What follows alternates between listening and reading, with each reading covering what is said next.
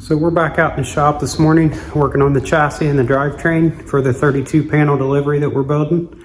In this video we're going to go over what we've been doing the last couple of weeks and where we're at. We haven't made as much progress as what we wanted to, but also, like we've said before, a lot of these parts have been laying around for 20 to 30 years.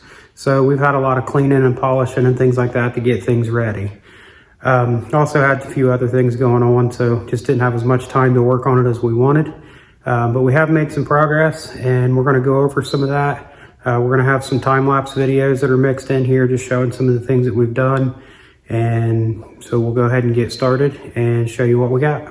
So here we have the short block on the stand ready to go together. And just like that, we have a long block. So I put the heads on, put the cam in, timing set, water pump and everything, and then realized I didn't have the camera on. So here I'm putting all the valve train together. We'd let everything soak after we cleaned the rocker arms and everything. They've also been sitting around on the shelf for a lot of years. So we cleaned everything up, soaked them in oil real good just to make sure everything was in good shape with them. So once we got everything together, I went ahead and adjusted the valves. And I always use the EOIC. It's called exhaust opening and intake closing.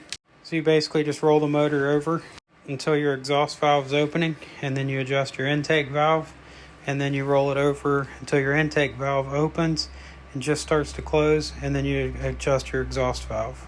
So doing it this way guarantees that you're on the base circle of the cam when you adjust your valve, and it's no matter what cam you're using or what kind of motor you're working on. So after I got the valves adjusted, I went ahead and put the intake on and then primed the oil pump to make sure we had good oil flow up through all the push rods and rocker arms and everything, and it all looked good. So then it was time to put the valve covers on and get the motor sealed up, and that's when I figured out again that the camera wasn't on. So I have a Bluetooth button that I was using, and I found out it doesn't work very consistent, so I'm not using it anymore.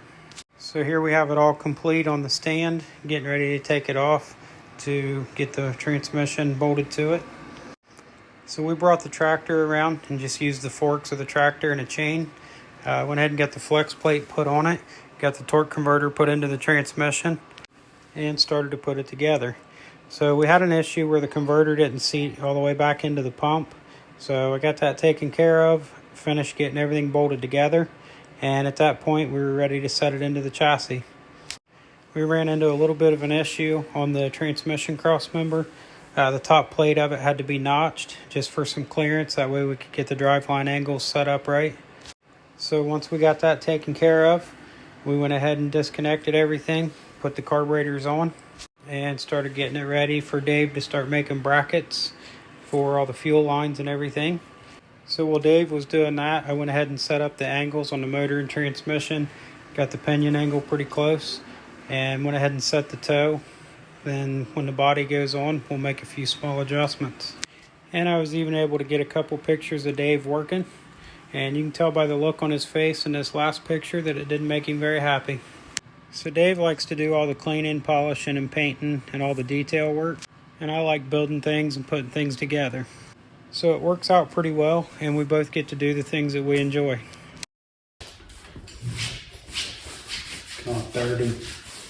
What have we done today, Kevin? Not much of anything. Oh, yeah. So we're pretty much wrapping up the weekend, working on the panel delivery. You've seen in the clips there, we've got the motor and everything set down in the chassis. Had a couple adjustments we had to make along the way. So we got that in yesterday. Today we've basically been working on some brackets for fuel lines and things like that. Got the rear 4-bar adjusted pretty close. Once the body's on, we'll do kind of final adjustments. As far as the firewall, we're going to have to, I think we're going to need another firewall for it. I think Dave's going to go pick one up.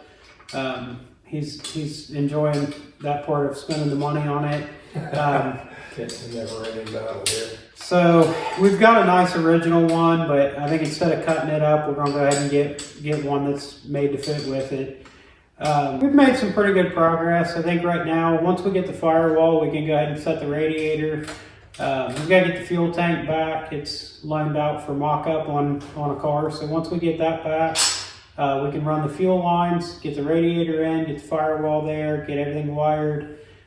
We still got to do some brake work. We got to finish the plumbing the rear brakes and getting them bled out. Once we get all that, we should be at the point where we can go and start this motor up. See how it sounds, get the cam broken and all that before we set the body on. So I know in one of the videos, at least, we kind of went over what the motor is, but just kind of to go back over it in a little bit of detail. It's a 355 small block Chevy. It's just got a set of 30 over pistons in it. They're just like a factory replacement piston. And then it's got the Edelbrock Performer RPM. They're all polished heads. It's got a Lenati. It's an old Bracket Master can. It's a 480 lift, 292 duration. It's 230 at 50 thousandths. So it's nothing crazy, just something have a little bit of sound, make decent power.